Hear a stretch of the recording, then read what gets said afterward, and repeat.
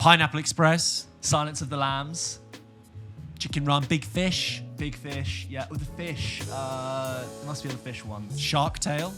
No, who's eating the? Sorry, I mean, Crocodile Dundee. Yeah. Kangaroo Jack. Sure, if you want to eat all the endangered species, My octopus teacher.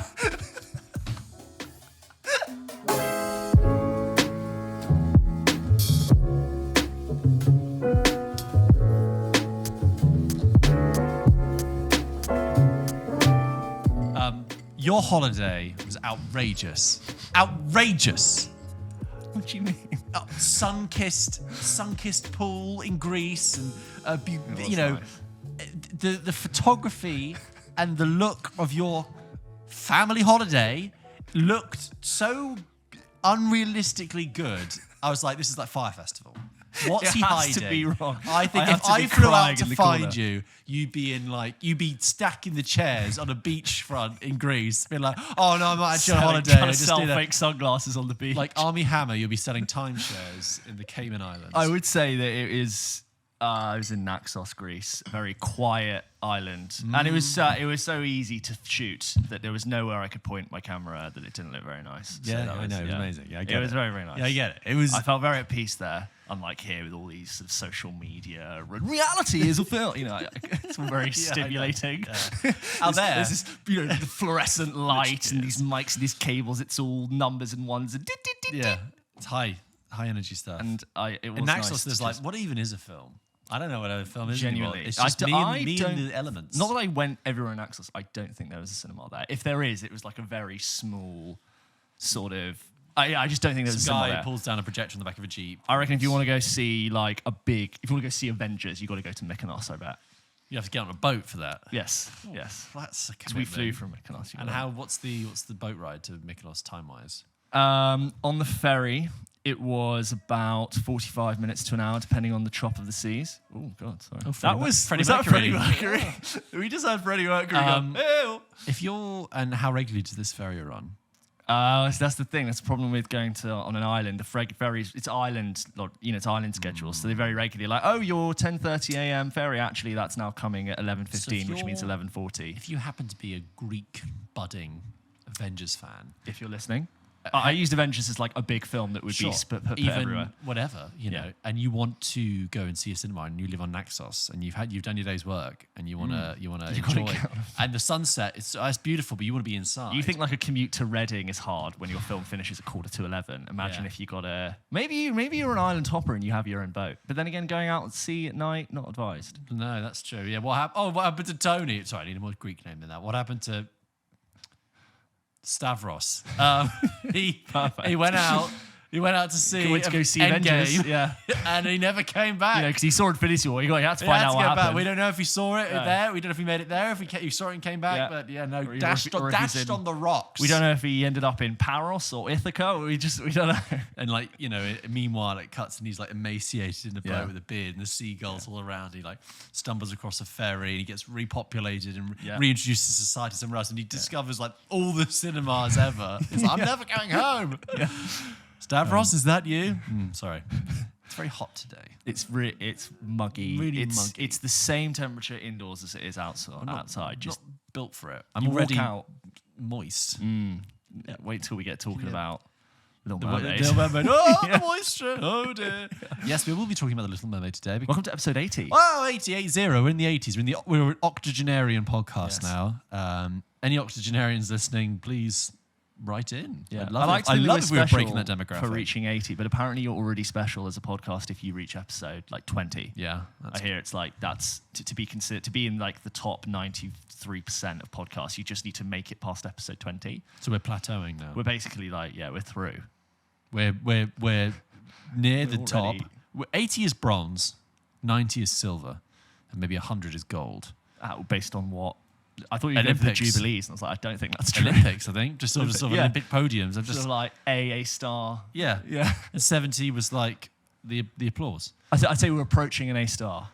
from when we were doing our GCSEs. They don't even do those anymore, do they? They're ones and Yeah, they you get, numbers. you get 9. We're showing up. Oh no, you get 10? Talk about showing your age. I had to spend the weekend. Not had to spend the weekend. It was perfectly nice. I was at a wedding, and I spent a lot of time with 2 18-year-olds, and I've never felt older. I mean, we have some 18-year-old listeners. Welcome, join us. Yes. But in terms of trying to 80% of you are 18 to 39. 80%. hello, the 80% on episode 80, and I was just like, I'm older than you. You find yourself defaulting into adult speak, Yes, like dad language. And you're like, oh no. And I was like, oh, what's that you're doing there on your phone? And I was like, don't, George, don't. Do you hear the grey hairs forming on your head? I had someone at work, like someone I worked with, who was, I think, 22, refer to me as like, well, you know, in like from your generation. And I really like still consider myself at, you know, the start of the new workforce, the young. Nope. And no. And you're not entry level anymore. I nearly like, my mind vomits everywhere in my brain thinking that like you're considered like an older part. And like, oh yeah, well, that's typical for like you guys to be thinking that. It's like in 2001. And I also just want to say, fuck off. Yeah, fuck off, mate. It's like in 2001 where they are the person looking down the corridor and you're the old man looking back. And they're like, oh, and soon it's them. And they're looking back and they're like, oh. It's really because you and I are turning 29 soon, which means that and soon we'll be thinking about our 30. Yeah, it's very scary. I mean, I'm not as scared about my 30s as I was when I was 25. I feel mournful of a year and a half to 2 years I lost of my 20s due to COVID. R.I.P. Can't be asked to talk about COVID. Yeah, we do a film podcast, and I did watch a lot of films in that time. So, you know, on balance, it wasn't that bad. But I agree that there are. You suddenly go, 29. So I think I had something weird happen to me where, you know, I think when you're on holiday, sometimes you'll get this compulsion to, like, you'll get an impulsive craving for another food because you've maybe like had one type of cuisine. You're like, oh my God, I need to have this. Yes. It's really weird. Your fabulous food was just too fabulous. You just wanted some crisps. And I was on my plane and I had a nap on my plane home from Greece. And I woke up with this feel, like my eyes opened and I was like, oh my God, I need to have like sushi. Why? It was occupying my mind. I'm like, why can't I let go of this idea? And I'm like going through passport control and I'm like, why am I still thinking about sushi? It's come from nowhere. I didn't dream about sushi. And I was like, I must have just got inceptioned on the plane. Like it must be really important for some corporate bigwig that James has sushi like the day he gets off his plane. And there was no explanation. My eyes opened. I was like, oh God, I crave like soy sauce and raw fish. Welcome to Your Brain, sponsored by Yo Sushi. Sponsored by Yo Sushi. Brands now sponsor Your Brain. And with this new pack of wasabi, I could enjoy it all the more. Did you satisfy? I imagine you like get it to see the first, literally the first sushi you could get. Give me all the nigiri you've got. No, don't fill it. Just give me the salmon. That's not even sushi grade tuna. Spraying soy sauce into your mouth. Like, ah. Yeah, I assume everyone around me was in on it, and you know I was the Cillian Murphy and I went like 5 layers deep into my own subconscious. And the pieces of sushi that you would have eaten would have been strategically planned to have the right levels of mercury in them. I would have had my own security at different layers, like stopping the infiltrators from planting the idea to have sushi. And it wouldn't have been obvious to me. It would be like, it's not because I want sushi, it's because I don't want my father to think that I was disappointed in trying to be him, therefore sushi. I don't think my defense would be that good. I think my brain would be too talkative. Oh, hey, new guys. Hey, what you doing here? Yeah. We just wanted to go a couple of levels deep. Crack on, man. We haven't been able to figure that out for years. Leonardo DiCaprio, you live down here. Hey, and you brought a train. Whoa, okay. Causing a lot of mess. Well, that's fun. Let's go skiing. Let's do it. It'd be fun. Yay. Tom Hardy, I don't know what you're doing, but it looks very important. You're blowing stuff up and you just seem to be skiing everywhere without a ski lift. It's very impressive. Joseph Gordon-Levitt, I haven't seen you in years. Where are you? Why do you keep explaining everything? Welcome to episode 80 of PULP Kitchen. We'll now be reviewing The Little Mermaid. So, got home, like sort of 5, 6-ish, ate some sushi, realised that we're recording tomorrow. Looked at film screenings, like got to see something. I wouldn't have gone to see The Little Mermaid without PULP Kitchen, but such is the thing I have to do. Love that I have to do that. I saw a screening. It's a chore we happily do. It's a chore we happily do. And I saw a screening for like pretty close to the line. I was like, well, if I inhale this food and I quickly get on my bike, I bet I'll skip, the trailers and I'll just make it to see a screening of The Little Mermaid. And I was right. Like I got there and I was just right. So I'd missed ads and trailers, and I came in when you see like BBFC. Oh, that is the beginning of the film. Like, literally, really yeah. like sort of nailed it. I was like, okay, well, I did a bit of like running time maths. You're one of those people because every single film I go to, someone comes in at that point. Well, I'm usually on time. Yeah, I know this that, is yeah, rare. Yeah, that's but true. I was one of those. Except when you're trying to buy ice cream before worst person Except in the world. that, which had to shorted ad sequence. This I was praying would be like the standards of 25, 30 minutes. So I walk into my screening and there's, it's a Little Mermaid screening. So we got lots of kids in there. I'm not really like looking, but actually on my row is a woman who's sort of like my age, which I'm slightly confident about. It's not just like a strange man who's 28 with a bunch of families to see Little Mermaid on a Sunday night. I was like, yeah, I'm normal. And she is also just looking normal like me. And then I start it took me about 30 seconds to realize I'm watching the film and, Prince Eric's doing something on a ship. And I'm like, this is very blurry. And I'm like, is this like an effect? And I'm like, oh, this is a 3D film. And I look at the woman next to me who's rubbing her eyes, looking up at the screen. Like a cartoon. And I'm literally like, I go like, is this a 3D movie? And she was like, I don't know. And I'm like, I think it's a 3D movie. So now I had to get up out of my seat, go back outside. By the way, on my ticket, it does not say The Little Mermaid brackets 3D. Which it normally does. And on the online, it doesn't say Little Mermaid brackets 3D. And also, it's not the early 2010s. That's a refundable offence, that is. Right? And it's not the early 2010s. Like, we don't do 3D We anymore. don't just... It was Avatar 2, which is its own, massive gravitational thing. It's that. No other films, as far as even the Marvels and Disneys are doing 3D. So I was really completely blindsided. I had to go back out to reception, say, hi, I'm in a 3D movie. Can I get some 3D glasses? And they were like, oh, yeah, sure. And like casually, and then... So I've missed the first... Did you get some for the woman as well? I did. I Nice got some. I missed the first 3 minutes. Prince Eric's doing something on a boat. And I want to sort of, annoyingly aside this to my impression of the film. But, I'm blindsided by the fact it's 3D. You had like what I had with After Sun. You're like, well, I've missed the beginning now. And I wasn't so concerned about missing the beginning Sure. of A Little Mermaid. I'm sure I know this story and I'll catch up. I was just trying to find links, but sure. Yeah, just trying to have a podcast with you. No, I've gotten to this point and I've got my 3D glasses now. And, by the time I sat back with glasses on, the camera went down into the water and like started. There's something, Prince Eric's doing something on a prologue. boat. I missed the prologue. And then we go down. And I must say, and I know I'm not the first person to say this, it was a really bad 3D presentation. Wow. And and it's not just because I've forgotten.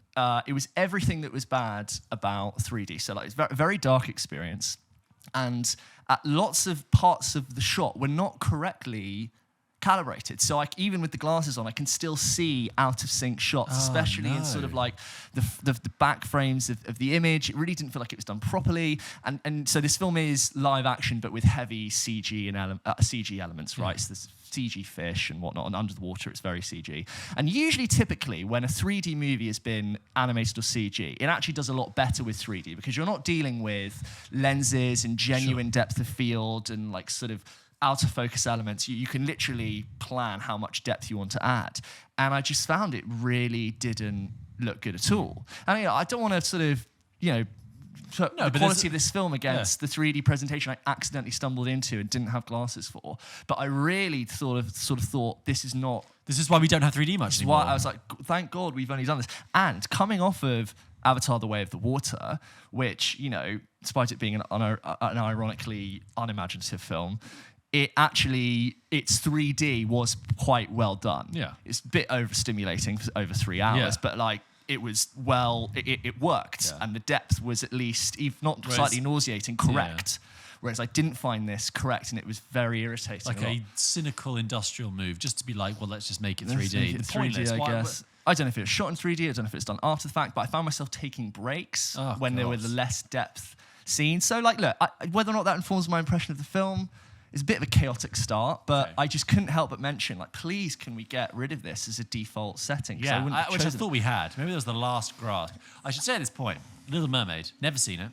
Oh, okay. Never seen Little Mermaid, don't know the story, really. I know, I've been on the ride at Disney World, and I know the Under the Sea song, I think. Part of that world. Wish I could be part of that world. Yeah, I know that. Surprised you didn't get cast.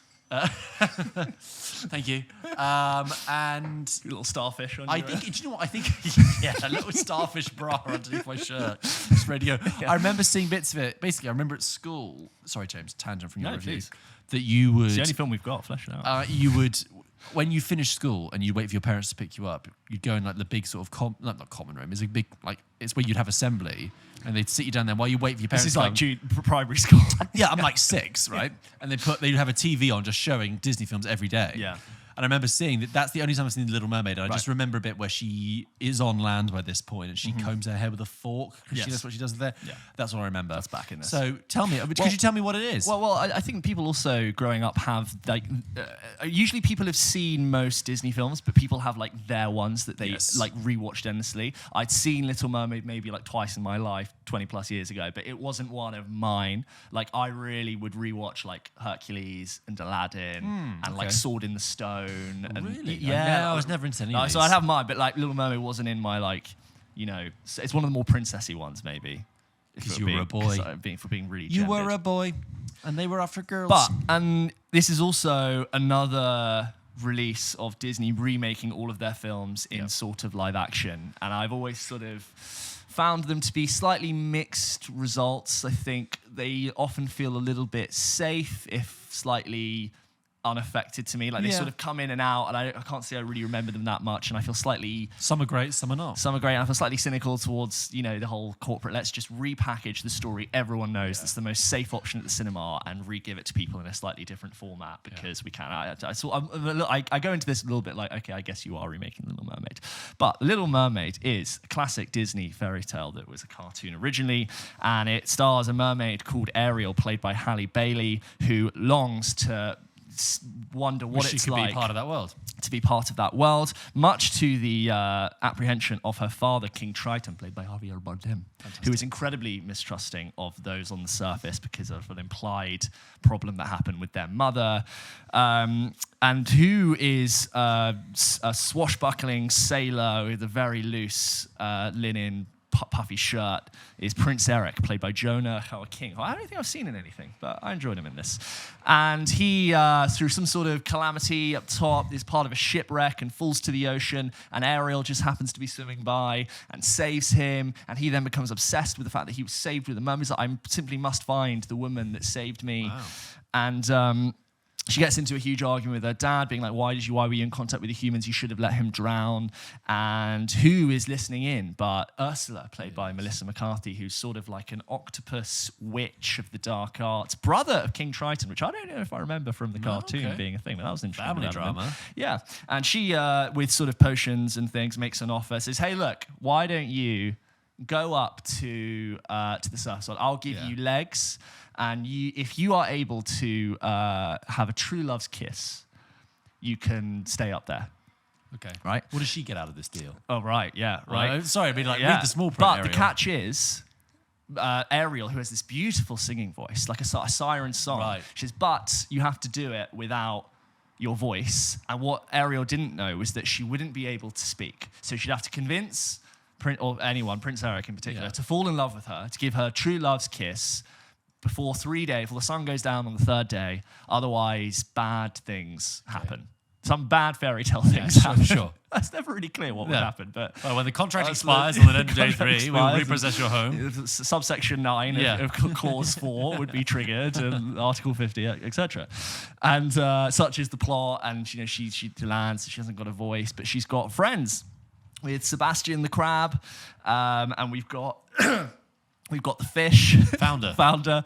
And herein lies the problem with Founder the fish and taking something that was designed initially to be a cartoon and taking it into this sort of semi-live action, is that, I don't know if you've seen the face of the fish. They're very narrow, non-blinking and unexpressive. And crabs have very small features, like small eyes, barely, I don't know if crabs have mouths. It's like, I don't know. They do, of course they do.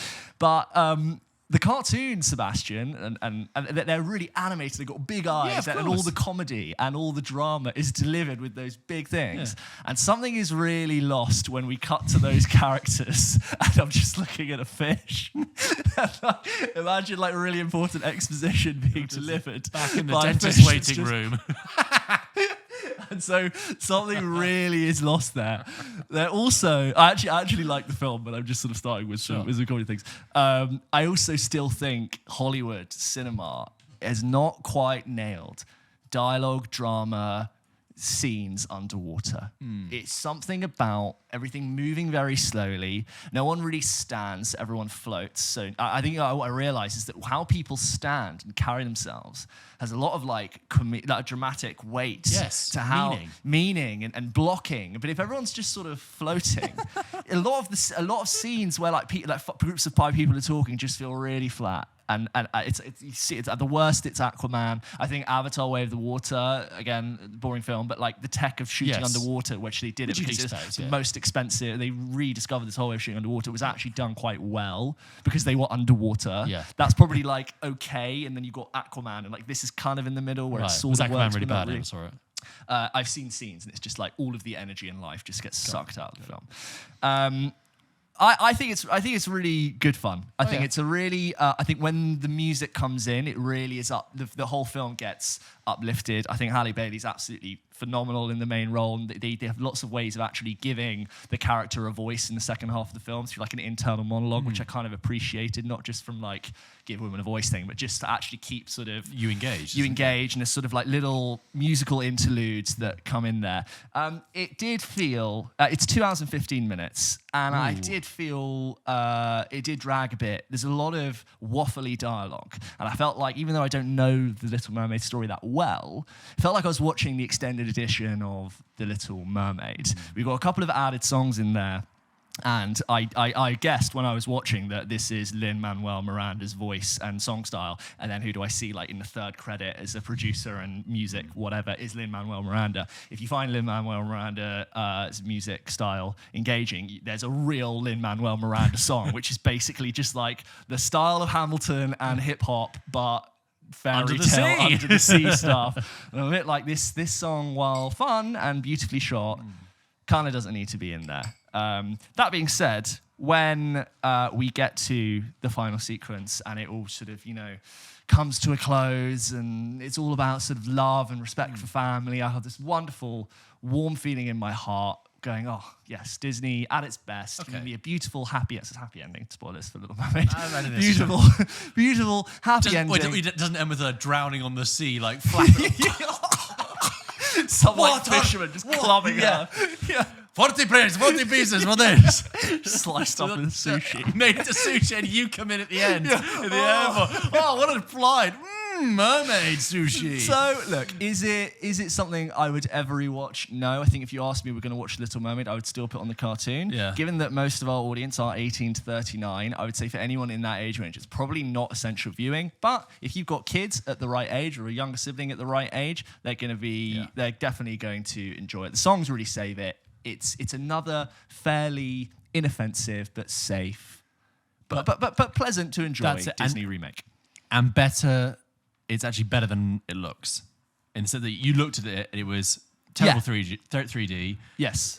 Too long, and actually it still managed to relatively, in a broad sense, tie the bow and get me there. I really like Melissa McCarthy as Ursula. Actually more menacing than comedic, considering Melissa McCarthy. And Ursula is kind of, in a good way, a pantomime villain that you enjoy watching them have fun with it. Good. Do you know what I mean? Yeah. It's like they're riling up the crowd and there's lots of winks. And I was like, yeah, like you're good, and you're actually like quite. There's times I thought if I was 25 years younger, I'd be pretty scared of what you're doing. Which I think you always want that little hint on the dark with Disney. Did you hear the rumor that Lizzo was like sort of rumored to be around that kind of thing? Oh, okay. That is, I've not done any research on that fact. Please do not quote me. Okay. I haven't Googled it, but someone mentioned it. I thought, oh, that's an interesting idea. But when you see him, Melissa McCarthy, Ursula, perfect, makes sense.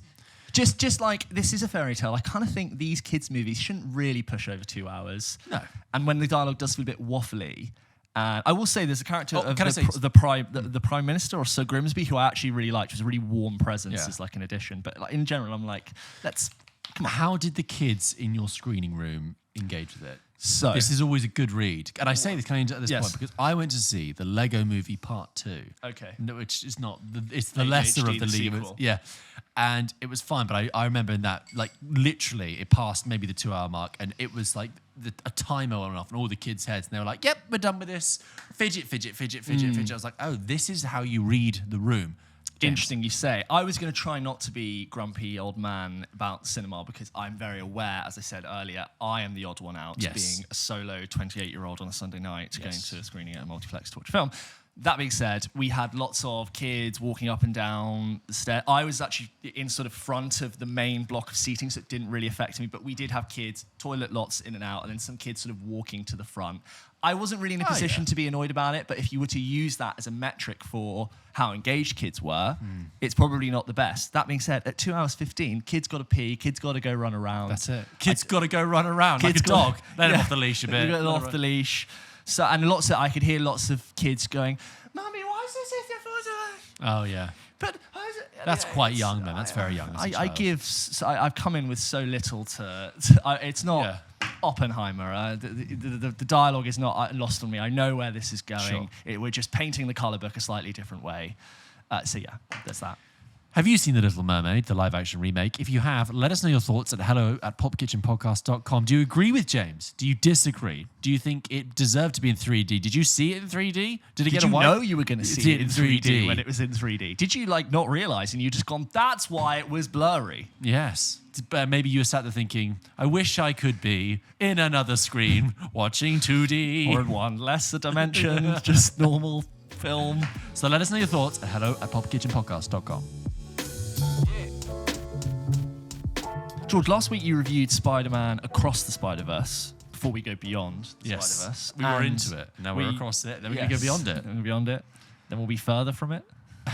Beyond? Away from it. Yeah, too far from it. Then we'll just be done with it. Done with the Spider-Verse. Even the right Spider-Man, help me! It's the writer's strike that is like, we're... But anyway, as we ask you guys to do every week, so many of you wrote in with your amazing opinions to hello@pulpkitchenpodcast.com, just like Sam did. Sam writes in and says, "Hello, I hope you're both well. My name is Samuel and I'm from Wiltshire." Well, Sam, damn it, I should have called you Samuel. Oh, hello, Samuel. Hello, Samuel from Wiltshire. I recently came across your podcast and was genuinely impressed by your film knowledge and podcasting skills. I'm thrilled that you share my enthusiasm for Across the Spider-Verse, as it is a truly fantastic film. The box office returns have been remarkable. This sounds like a news. The box office returns have been remarkable, surpassing the previous film by a significant margin. It's wonderful to see such a high praise for a movie that feels so artistically driven and stylized. In contrast to the annual MCU projects that can sometimes feel factory-made compared to the two Spider-Verse movies. That's a very good point. It's nothing factory-made about the film. No.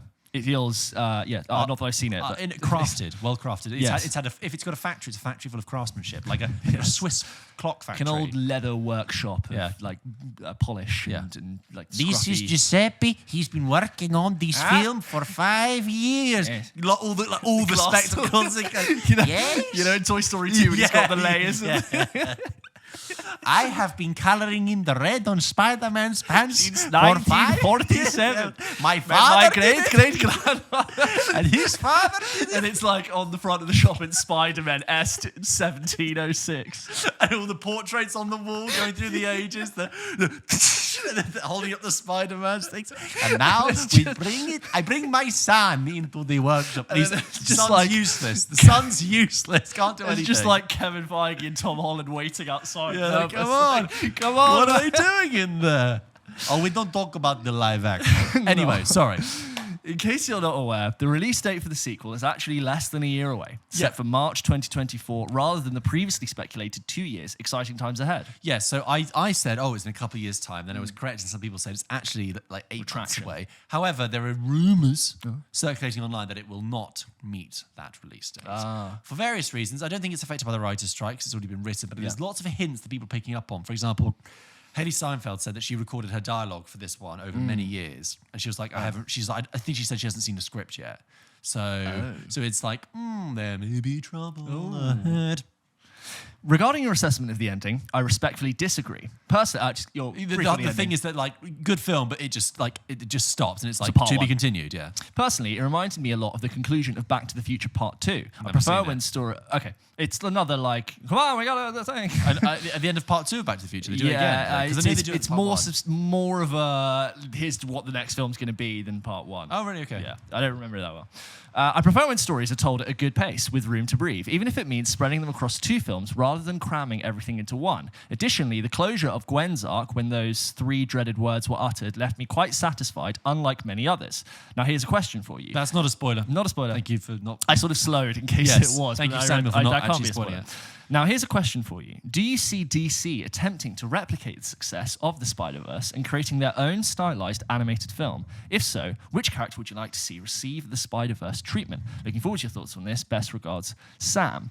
I mean... I don't have a deep knowledge of DC characters enough to go, oh, maybe. I wouldn't be surprised if they're exploring the possibility of animation. Like we said last week, not DC, but Teenage Mutant Ninja Turtles are going down that route. Well, DC releases animated Batman films all the time with the now late Kevin Conroy voicing Batman. They come out, and people who really love Batman really say that they're actually of really high quality. But if you're asking like own stylized animated film, we've got the last stragglers of the Snyderverse DC films coming. We've got Flash, which we're going to talk about next week, and Aquaman 2. Oh, that's happening. I think that's still happening. So, I think at this point, spinning off to other things when they've already got the Reeves Batman and the Todd Phillips Joker, I think they should not James Gunn stuff confuse and span out. This is when they should stop, refocus Hammer to one time, goal. That's kind of where I think DC should be doing. They need to literally stop, collaborate and listen. And go, what are we doing here? Ice is back with the band. Which is kind of weird that they've done this, but they still have all of these last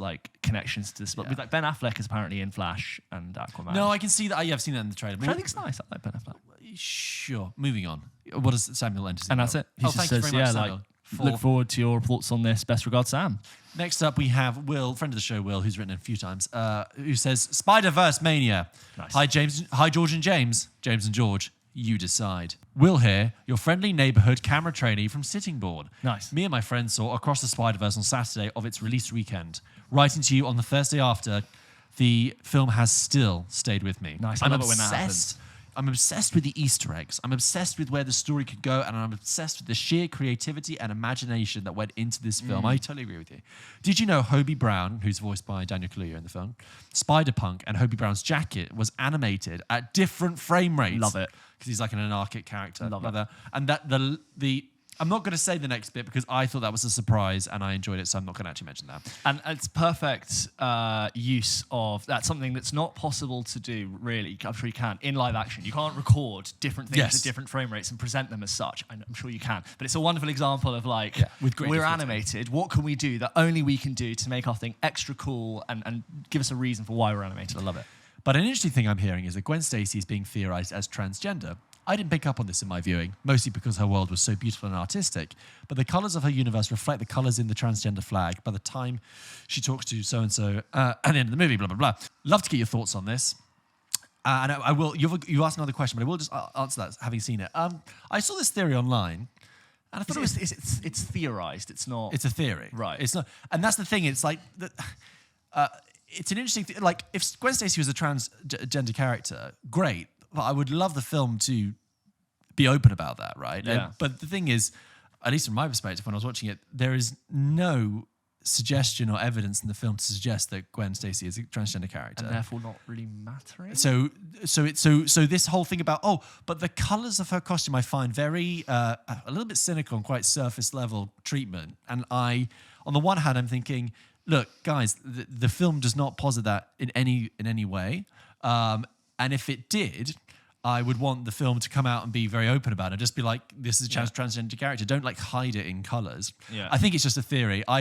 Part of me got very, very cynical and I was like, has the film studio kind of leaked this theory out to kind of generate conversation around it, which would be very cynical because it's like you don't have the guts to put that in your film, but you want people to talk about it anyway. I think it's a little bit surface level to be like, the colours in someone's thing relate to this, and this therefore must be true. Yeah, it's like, well, hang on, does that mean Spider-Man's red and black? I mean, what kind of horrible flags can you draw from that? So I think it's a surface level theory that is. But then also, if it doesn't really affect, well, it's just not there. It's completely post-rationalized. It's just not there. There's no.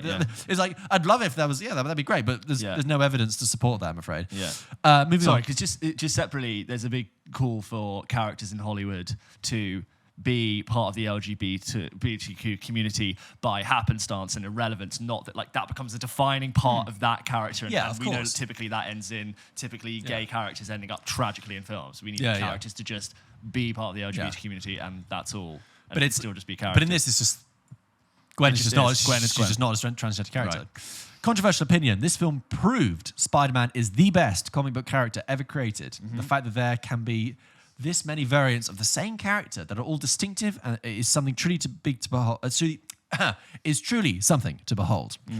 Also, when so-and-so came on the screen and got his text box, I squeaked something because the actor's name is something, because I love something universe so much. But imagine how annoyed something was when he finds out that there were something in something. So I know there's something you're talking about, and it is really cool. I have no idea what any of that means, but I'm just going like, yes. And also I think some of it's vaguely spoilerific, but thank you, Will, for your email. Another email writing in about Spider-Man Across the Spider-Verse was from Holly, who writes in, Hi PULP KITCHEN, no names. We're an entity. We're an a entity. company. We're a brand. We're a a name. corporation. Let's start by saying love the pod. I wanted to share a couple of thoughts with you that I hope you'll appreciate while trying to be quick. Firstly, I had my first solo cinema experience this week, inspired by you both, to see Spider-Man Across the Spider-Verse. And I have to say, I agree with George completely. Great, beautiful film, but in all caps, what was that lack of ending, exclamation mark. Yeah. Wish I'd known it had been a part one going into it. I felt a bit cheated and empty at the end. Quick tale from my experience, I've been listening to your episodes in a completely random order, so I have no idea how long ago the episode was released, where James told the story of the hourly beeping watch in the cinema. Remember this? Having never heard of such a thing in a cinema, I couldn't believe the day after listening this happened to me. Sitting there enjoying Spider-Man when 15 minutes and the beep of the watch of the person next to me began. I must say I sort of enjoyed knowing how long into the film I was with the hour with the on the hour beeps. Sorry for the long message. I'll end with a quick question. Oh, sorry, yeah, that beeping is like people who are digital watches who have it beep on the hour every hour, which I don't know why you need to know the hour when it hits. You're not that. Your life is not that important. You are not military. And if you are military, that blow your cover. Yeah. Dead. Beep. You know those ads where they sneak up on like the cartels? It's just about, That's not a state of mind. Yeah. Sorry for the long message. I'll end with a quick question. If you could only watch 3 films and 1 TV show for the rest of your life, what would they be? For me, it would have to be Back to the Future Part 2, another mention in this episode, Coda, The Help, and The Handmaid's Tale for TV. Would love to know your thoughts on these films and what your choices would be.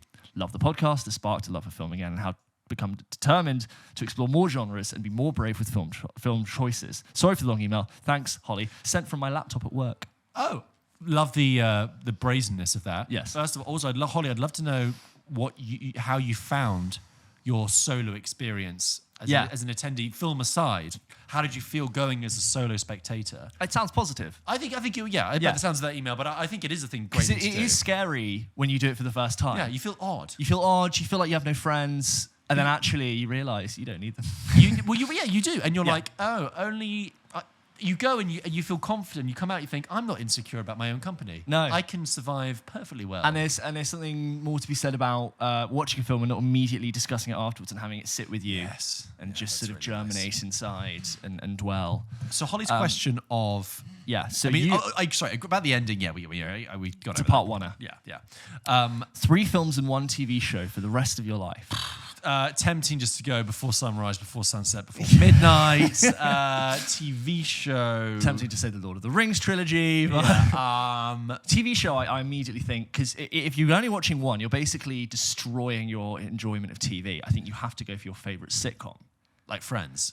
I'd go Seinfeld. No, but I'm just thinking if you use something long and long running. Because you're not watching TV anymore. You just have a thing that is entertaining to you. Yeah. You don't have to watch it all through the year, but like when you do watch it, it's funny every year. So the reason I said Friends is because it's long enough and sustains itself long enough that you can, reset it. Yeah. I'm making my way through it again at the moment. Nice. And I will probably have thoughts when we finish. Can loop back. We can loop back because when we started early on, we were talking about Seinfeld with a little reference to Friends. Yeah. And now I think we can loop back to Friends with a little reference to Seinfeld. Love it. Can't wait.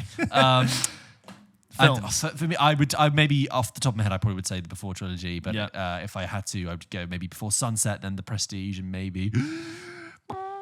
what would be that last one? Do you think picking a comedy in there is a bad idea because it would stop being funny? I think I wouldn't pick something that made me laugh. I'd pick something that made me feel good, maybe in my soul. So maybe it's something that's heartwarming. Oh, really? Like That's a sort nice. of a musical that's charming and like it's sort of it's not a Christmas film, but it's got that like I could cozy watch it every year. Die Hard, you could sort of say, but you might get sick of it. I would probably choose The Apartment as well, which is one of my favorite films, and that's got a nice cozy Christmasness about it, but it has some darkness to it. Weirdly, a voice in the back of my head just said Die Hard, and I was like, I just said it, Die Hard. Did you just say that? Yeah, I said it like 10 Are you the seconds voice ago. in my head? I suggested it to you. Sorry, it's because I was naming these films. Give James $1,000. And then so the next film you'd So I think that's a rough assemblage. But then would you also want to find a film that really eludes you, and every time you watch it, you like I know I just watched Mulholland Drive, and I was like, I need to see this a million different times. And people smarter than me have said that every time you watch it, it reveals something different to you. Yeah, and that's what I'd feel like watching. But then, it. would you enjoy? Do you enjoy the process of watching it? I agree that maybe watching a film that really takes you on a journey, an epic. Like say, if you took Interstellar, the beginning of that film to the end of that film, you've really gone through it. Yeah, would the highs of that film not hit because you've seen it so many times? I think you'd be able to understand the ending. Yeah, at last. Really go through. Doing any of these is completely killing. Yes. Your entire enjoyment of films forever. Yeah. So you kind of have to just pick on some. It's like Desert Island films. I know. But in this scenario, it's they age gracefully and you mature with the films. I put Spider-Man 1 and 2 because in my youth I basically did just rewatch them endlessly and still love them. And I think TV series. I don't know. 50 First Dates is a comedy because it has like this funny thing of like repetition. Never seen it. You've not seen 50 First Dates? You've not seen Bad Boys 2? You've not seen? No. You should watch 50 First Dates. I know. I don't know why that one eluded me. I, based on no knowledge, reckon that has some humour that would not be acceptable today. I do not remember the film well at all. Current Adam Sandler films have humour that's not acceptable today. And I don't mean that it's sometimes offensive. I mean that it's just sometimes not very good. Yeah. Stick to the Safdie brothers films, Adam, please. Maybe Christmassy, like Notting Hill. Yeah, you could do. Not a Christmassy one, but I know what you mean. No, but like sort of that element of I could rewatch this every year and it's cozy. I could probably watch The Talented Mr. Ripley every year because the plot of that is so well written and so twisty and turny. Forget lots of it. You'd enjoy running your fingers along the plot like a rosary bead. An impossible question, which we have tried to answer. Thank you very much for your question. And lastly, on Spider-Man, we have this email from Liliana, who says this. Hi guys, my name is Lil. I'm from Venezuela in South America, but I'm living in Costa del Dorset, aka Bournemouth, for the last 9 years. Quite the change. Hello to our first correspondence from a Latin America listener. Yes. So thank you very much, Liliana. Hello to you. I discovered your podcast earlier this year, and you've become part of my work commute to London once a week. Nice. Heart emoji. There's quite a few emojis in this. I remember appreciating it. I'm a big superheroes fan, and I'm a big fan of big animated movies. So, as you can imagine, Spider-Verse, the Spider-Verse universe. I see why you struggled with that. Really appeals to me. I went to see the film on the day it came out, and I absolutely loved it. The animation is incredible, the soundtrack is brilliant, and the way they have the Spider-Man story is quite innovative, in my opinion. I totally agree. I do have one thing to say about it. Miles Morales' mum constantly talks to him in Spanish, which I absolutely love as a Spanish speaker, but her Spanish is, well, a bit poor on certain occasions. Really? And the dialogue does have to have some grammatical errors. Really? Yeah, I understand the film is made for English-speaking audiences. However, I just think that a huge company like Sony could invest a little more of their massive budget to get a native Spanish speaker to check the script and to be present in the recording to make sure the dialogue sounds natural and native. I'm going to pause at this juncture to see if the actress who reads those lines is herself. You'd also think, considering the number of people that work on that show, that someone would go, guys, I just want to flag this is not I've just put this correct. through Google Translate and it doesn't actually yeah, or even just someone who does any part of that job who speaks Spanish would go, do we know that's not correct? Well, or they don't have a culture where they can actually correct them. It must have been chosen to be that way. So the mother, Rio Morales, is voiced by Lauren Velez, who is from Puerto Rico, so is a Spanish speaker. But I agree, Spanish speaker regardless, if she's working with the poorly translated Spanish script, perhaps. That's a really interesting point. Yeah. Is there, as an outsider, is there perhaps a difference between, I know there are differences between South American Spanish and what you call Castilian Spanish from Spain, and perhaps maybe that is some of the, just in the same way that if we were to listen to like just pure American dialogue, sometimes we would go, well, that's not technically proper English. That's grammatically correct to British English standards, dialogue, but not to American English standards. Interesting question. Anyway, Liliana goes on to say, I love that the film and music industries are open to including Latin American culture in their films / songs, and I know most people won't even notice / care, but this is really a pet peeve of mine. Other examples are the most recent Suicide Squad films, where they are supposed to be in an island in the Caribbean and are all natives, yet have very different accents in Spanish. And then she follows with 3 upside-down smiley faces, which I think is its own expression, which is great. Also, the first season of Narcos, where the person who plays Pablo Escobar, Wagner Moura, is Brazilian. He had to teach himself Spanish for that role, actually. Right. And although his Spanish is very good, you can 100% tell that it's not his first language. I've had this discussion with my boyfriend, who's English, many times, and I can only explain it as, how would you feel if in Legend, the Tom Hardy film, the main character was played by Antonio Banderas? Or in Darkest Hour, Churchill was played by a foreign actor instead of Gary Oldman? Anyway. I'm coming in for that. I'd like to see it. Yeah, that's something completely lost on us, but for other people would really ruin the immersion, Anyway, she says, sorry for the long email and the rant. I just wanted to give you my opinion and hear your thoughts as English speaker films. Well, your grammar, I'm afraid, goes a little off tangent, but I would say, I think as English-speaking film connoisseurs. Yeah. I love your podcast, guys. Keep up the good work. Waving emoji. We wave back. Yeah. No, that's a clap emoji. It's a clap, not a wave. I will wave anyway. No, I will clap. From the Queen of the Balcony. P.S. I really enjoyed the tea discussion the other day, and I've taken some of George's tips on how to make the perfect cup of tea. Nice. Yes, I hope you're enjoying your brew. Liliana, that is a really lovely email from you. One of the only films I know of that was like, no, we're just going to be English is Valkyrie with Tom Cruise. Yes. Is it German? Yeah, everyone's German, but... But we've got American English people. Tom Cruise, we're not going to ask him to do that. He's going to speak German for 12 seconds in the opening scene, just so in case in case you're confused. And then the spell's going to take hold. And then the magic of cinema. Lovely. All right, this next one is from Thomas, who writes in and says, well, his subject is Thomas from Sydney. Great. There you go. An Aussie Down listener. under. Hi, boys. Good day. Firstly, I wanted to express what a treat your podcast is every Thursday morning, bracket, time zones, etc. Yep. The way that you mix proper critical analysis alongside the authentic, did I enjoy this, is a style that is sorely missing in the world where every man and his dog seems to have a podcast about film. Firstly, Thank you for that.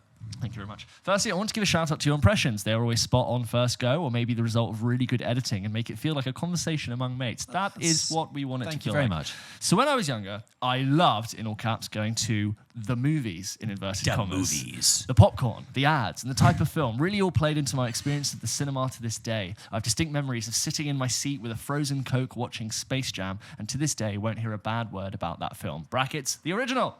Yes. When I turned 16... I tried to watch the second one on a plane, and again, I was like, no, thank you. When I turned 16, I rented The Shining, and watching that film, for me, that was a distinct turning point between going to the movies and watching films. And he did those both. I suddenly appreciated the attention to detail, story, cinematography, and artistry in a way that had never been a part of my movie-going experience before. So I'm wondering if either of you have had this experience of films could be more than just pure entertainment, and if so, which films crystallized this for you? Keep up the great work, lads. Thomas. Like a turning point. I think we've had kind of this before, a little bit like touchstone movies, the moment that we saw the light and you were like, whoa. Yeah. It wasn't at a cinema, but I mentioned watching one of my favorite films, Steve McQueen's Shame, really young, and being like, well, younger than I should have really seen it, and being like, oh my god, this is like really, I would never really watched a film like this. I found it really smart and difficult and challenging. It encouraged me to like seek out challenge in cinema. That was only like I think that film came out in 2011. I don't know what. If you could hear that, it was like music, but it was fantastic. I think. Oh, sorry. And then I remember watching films in my youth, but then looking at them later with a completely new lens and realizing how brilliant they are, like Jurassic Park 1, and being like, actually, this isn't just like a B movie. There's so many smart and intricate things going on that make this such a brilliant storytelling film. You know, I think it's cliche, but I do remember watching like Shawshank. Very young, not very young, I'd say 12. And I remember thinking, whoa, wow, that's got a lot. It is, as we've discussed, the very welcome entry into the wider. We had a real discussion about it. Yeah, and I think that is a great film to kind of make you understand that films are capable of having themes and sub-themes and different characters. It's your friend's uni flatmate's favourite film. I feel that was like Scarface or Saving Private Private Ryan. PULP KITCHEN. It's everyone's second favourite film, I think, isn't it? Shawshank. Well, we can't do this again. Can't go this again. We can't do because this. I hate doing it because it makes it sound like we're insulting it. But I like we're Shawshank. not. It's just so I think they're really. I don't know if I ever had like a moment where I was converted. I think it happens slowly. I think for me when I always think about it, I think we've talked about this in the show before, but like it was more like when I was 8 or 9 watching those shows on Channel 4 or 5, which was like 100 best movies, 100 best movie villains, hosted by Alex Zane. And it would be like you just show lots of clips of the movie, probably too many, lots of spoilers, and it would cut to the contemporary comedians of the time being like, yeah, things about that movie I saw and I was scared stiff, and then it cut to like Gervais being like, I saw it, mad, yeah, whatever, and then Jonathan Ross, but I'm also great about it. Yeah, what's so great about that? And you never forget that. And then Jimmy Carr would come on and say, anyway, but you get like kind of like so, and you're watching that at like 9, and you're like, I'm like mainline cinema because I've just seen a trailer basically for the whole. It's basically what the ending of Babylon wanted to be, and I was like, whoa. So that's more the kind of allure to it. And like I said last week, I was very much drawn in by The Shining. I remember watching Gladiator at like a friend's birthday party, and it was like, oh, like you've got to see Gladiator. Like there's so many cool fight scenes, but it's also like really emotional. It's quite deep, bro. It's like, like you got all you like from like your Spider-Mans and your Marvels, but actually like it's a beautiful epic, and like his family died. Yeah, I was put off, and it's such a huge That's spectacle. why I was put off Gladiator for a while, because it was what every guy at school would talk about before they went to play a game of like rugby or something. I was like, oh yeah, see Gladiator. Yeah. Oh, maybe I actually cried. Yeah, and it's like father to mother to son. They would just quote around. I'm like, yeah. Have you seen Russell Crowe talk about it? How he thought the script was absolute dog shit. Really? Yeah, and he's like, I had this rule where like I didn't want to say dialogue if I really didn't believe it, and so like him and Ridley Scott was like, I completely agree. And he was like, Russell Crowe was like, this script is shit. There's nothing here. It's all just spectacle. And then they made this deal where they were like, if the dialogue wasn't real, they would stop the entire production. You know how many extras are in that film? And literally just like sit with the script until it was right. And the result was Gladiator, which was very high. Thank goodness. Yeah. But like on paper, I'm not sure Gladiator like jumps off the page. No, it's a concept. It's the spectacle that it is. Yeah, the spectacle, and I think the performance from Russell Crowe. Sure. Well. And we'll end today's emails with one question from Nick. He says, "G'day, boys. Although I think Nick's emailed before, and he's used that entry, and he's not Australian. But hey, g'day to you. Second time caller, multiple time listener. Been loving what you do with the pod, and I've managed to get a few friends listening in. Yes, that is I good like stuff. That. Welcome. Spread the if word. you are Nick's friends, welcome Nick's friends. A welcome point. Squeeze in at the back. There's a couple of come in. seats free. Come in. My friend and I, who also listen, think we are a bit like the both of you, and we need to settle a multi-year argument for us.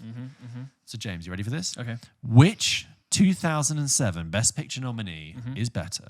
There Will Be Blood or No Country for Old Men? Love everything you do, and you guys got me through working a terrible job and made life better. Oh, thanks again, Nick. That is amazing. Oh my! I hope Sent from my BlackBerry Pearl. That must be it. It is the BlackBerry Pearl, Jack Sparrow. Can send 12 BBMs a minute. Sorry. The curse of the BlackBerry Pearl. The BlackBerry Pearl. Everyone was BBMing. Is BBM? Is that what it's called? BlackBerry? BBM. Yeah. Everyone, you've been in a classroom, sirens will pop up all over the place. Oh, gosh. The BlackBerry Pearl. Nick, I'm sorry to hear that you had a difficult job and life is tough. I hope you're feeling better now. This is always here. Safe space. Come join. There will be. Well, I feel like we've covered these films a little bit. They are in the Venn diagram in my mind. Guys, if you didn't know, George rewatched There Will Be Blood a few months ago and did like a huge thing on why it's a masterpiece and why it still works, and what your fourth or fifth viewing of that film. So please go and check that out for our opinions. And then we covered a bit of No Country for Old Men when we did Great Movie Openings, which is actually our highest. Yes, sorry, it's our highest performing audio episode. Sorry, I think we should probably do a follow up to that because people loved it so much. I'm just going to be the pedant and say, even though the opening of that film is really great, I actually think it was a great movie scenes because they talked about the gas station scene. Yes, you're right. But you're right. It is tough because we have said that these films are kind of they overlap because they've got they're set in Texas. Weren't they shot in the same state? Is that it? They could have been, by the looks of it. Sorry, I don't think There Will Be Blood is shot. It's set in Texas. It's California. That's the whole point. Yeah. It's like, but they've got the same sort of look, and they're very male, masculine films that are violent. Yeah, strong, sort of slightly, very overly dramatic male performances at the core. And there's lots of ruthlessness and not a lot of emotional heart. It's a tough question. We know what I think about There Will Be Blood. No Country for Old Men, I think, is a fantastic film. Yeah. It is also the film that I've mentioned this before. I have a lot of friends who are into film, like you and me, and a lot of them I studied film with at university. And across all of our very, very different opinions, No Country for Old Men was the one film that we could all agree on. Yes, I remember you saying, yeah. So, and that's the one that won Best Picture. I think if you asked me to rewatch one right now, because of, I think, the discussion that we had and reminding me how special that film is and how much I think there is you can rediscover on another viewing. No, again, I love No Country for Old Men, but I'd probably choose There Will Be Blood based on my mood. I think There Will Be Blood just has the edge for me because it is a personal favourite. And when I look at There Will Be Blood, it doesn't, I think I said this before in my review, it doesn't behave like a normal film. It looks like a normal film. It has the script, it has the kind of blueprints of a normal film, but when you watch it, it's so much more mercurial. And really imprints on you. No Country for Old Men is like the best execution of that type of story.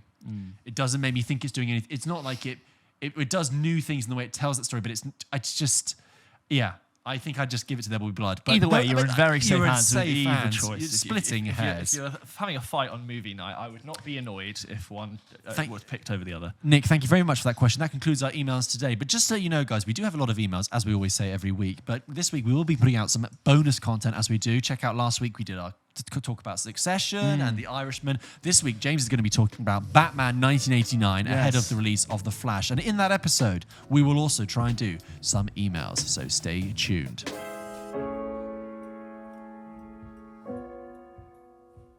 So, James, we bring ourselves to the end of the episode with some games, as we do every week. I've got a couple of miscellaneous games for you. Yep. The first one, I think, is relatively easy with a dash of fiendishness thrown in. Okay. Are you ready, James? Yeah, for our first game of today. Okay. James, can you name the 7 actors who have played Batman in a live-action movie? Go. Christian Bale. Yes. Ben Affleck. Michael Keaton. Adam West. Is Adam West do TV? No, Adam West is correct. Val Kilmer. Adam West, so I count that's 5. And then in a live-action movie. George Clooney. Yes. And then who is the last Batman? Is it a weird one that I've not... You're running out of time, and it's a really obvious one, James. Who was the last one? Oh, Robert Pattinson. There you go. Oh, well God, done. I really needed to get that. I did basically... well done. I didn't think you'd get Adam West. And I thought Adam West never did a feature film. No, he did. Yeah, he did Batman the movie in 1966. Okay. It's interesting you say that because I was thinking about all the Batmans and the bonus content that's coming up on Friday. Yes, so I knew Michael Keaton you'd get.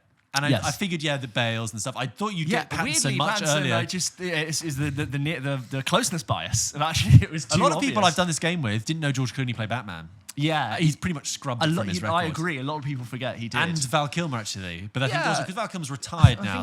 When we were young, at the age where Batman toys would have been a thing, Val Kilmer Batman was sort of quite prominent. Forever I watched a lot when I was a kid. Jim Carrey's Riddler, Yeah, that's it. Well done on that one. Thank you. Well done. You did very well. Whew.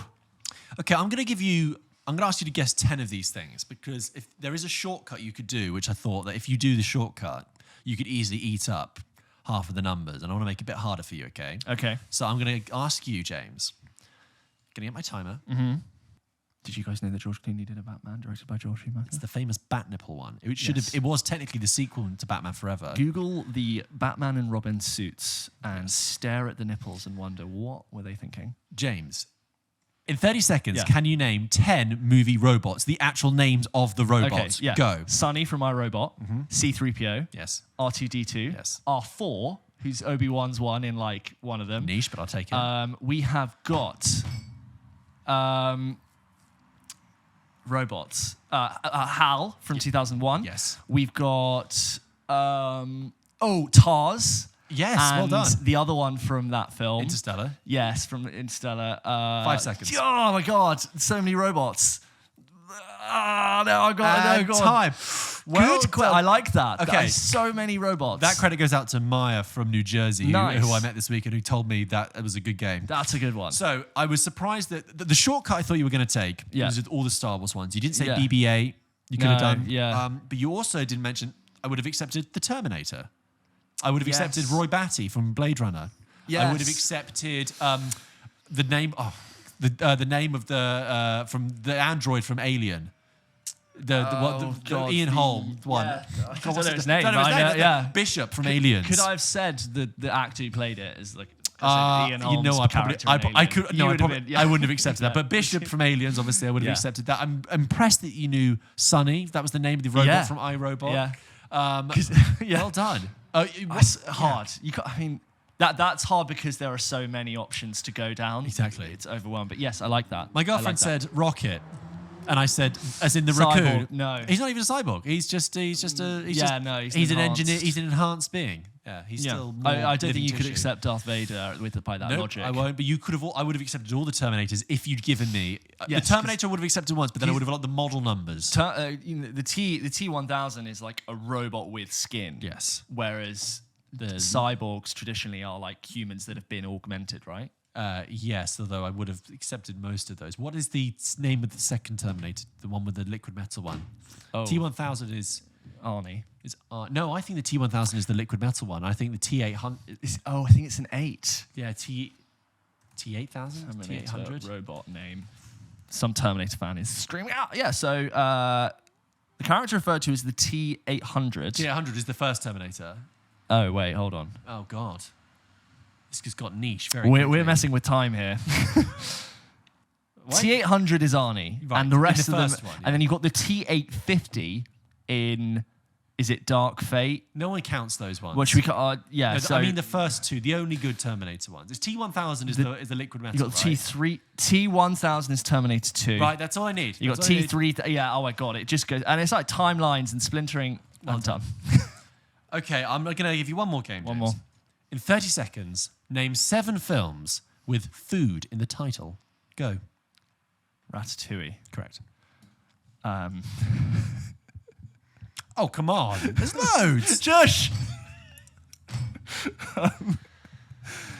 Oh, my God. Food in the title. I really got that. Josh!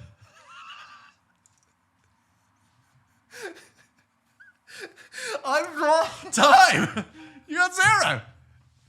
Pineapple Express. Silence of the Lambs. Chicken Run. Big Fish. Big Fish. Yeah, with the fish. There must be other fish ones. Shark Tale. No, who's eating the? Sorry, I mean, Crocodile Dundee. Yeah. Kangaroo Jack. Sure, if you want to eat all the endangered species, My octopus teacher. Licorice Pizza could have been 2. Mystic Pizza, Hamburger Hill, American Pie. American Pie. So you got Ratatouille. Well done. Of course you got Ratatouille. It's the food film.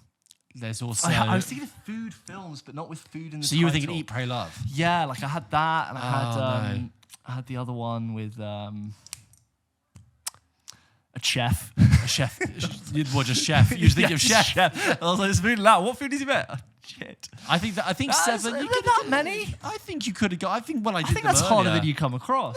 I'm gonna Google. What, did them earlier with the internet and infinite amount of time? No, with friends in a car. Okay. So I'm gonna do films with. Now, would you have accepted things like Chicken Run? Because it's chicken. I know what you mean, but I'd count it. But my level. What about the vegetarians in the audience? You know, films with food in the title. Here we go, James. Again, it's Chocolat. Yes, yeah. Chocolat. Fried green tomatoes. Never seen it. Right. Good Burger. The Peanut Butter Falcon. Green Eggs and Ham. That is not a film. Cardi with a Chance of Meatballs. Yes, James. very good. There you go. So I think you could have made 7. I think that's harder than you've had it come across. That's what I'm saying. Well, that's all we had time for with the Games Wise today. Did you do better than James in those games? Probably. Probably. Don't forget to seek out these games on TikTok and Instagram and like them. And James, send us home with your Guys, usual thank you so much for listening to this episode of Pulp Kitchen. Don't forget, we post new episodes of this show every single Wednesday, or if you're down in Oz, Thursday morning. And also, don't forget to look out for our bonus content. We've got Yes, lots more bonus content, and that will feature this week James's take on the Batman 1989, Michael Keaton's first take on the role. Did you ever dance with the devil in the pale moonlight? Is that from that movie? Oh, yeah. Great. And that will also feature some more emails as well. As ever, guys, please continue to like, subscribe, follow, rate, share, hit us up, all that kind of stuff. Thank you to everyone who left a nice review on Apple. If you listen on Apple, those are really kind. Tell a friend. Tell more friends. It keeps us going. Tell your friends to tell friends. The show is growing. Welcome new customers. Thank you for letting welcome us. New listeners. Listeners. Thank you very much for letting us be a part of your week. We enjoy you being a part of ours. And as ever, the sirens are on our end. Yes. See you next week. Flash next week. Exciting times. Fast times with the Flash. Not that Flash. No. Wave goodbye, James. Wave goodbye to the listeners. Hold it for a long time. Till the cheeks start to ache. Da-dum.